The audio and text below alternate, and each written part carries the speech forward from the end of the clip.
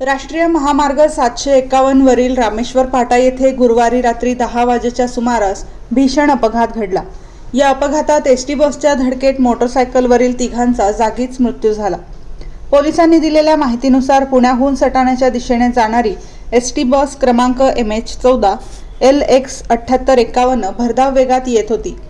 त्याच वेळी देवळाकडून भावडबारी घाटाकडे जाणारी मोटरसायकल क्रमांक MH17 AY 2341 रामेश्वर फाट्यावर दोन्ही वाहनांची समोरासमोर भीषण धडक झाली। धडक एवढी जोरात होती की मोटरसायकलचे अक्षरशः तुकडे झाले। मोटरसायकलवर स्वार असलेले तिघेही तरुण जागीच ठार झाले। घटनेची माहिती मिळताच देवळा पोलिसांसह स्थानिक नागरिक घटनास्थळी दाखल झाले। रात्रीची वेळ असल्याने बचाव कार्यात अडचणी आल्या। मृतदेह शवविच्छेदनासाठी देवळा ग्रामीण रुग्णालयात पाठवण्यात आले आहेत। अपघातामुळे काही काळासाठी महामार्गावरील वाहतूक विस्कळीत झाली होती। पोलिसांनी पंचनामा करून मृतदेह ताब्यात घेतले। हा अपघात नेमका कसा झाला याचा तपास देवळा पोलीस करत आहेत। बस चालक आणि मृतांचे नाव व पत्ता अद्याप समजू शकलेले नाहीत। अधिक तपास सुरूच आहे।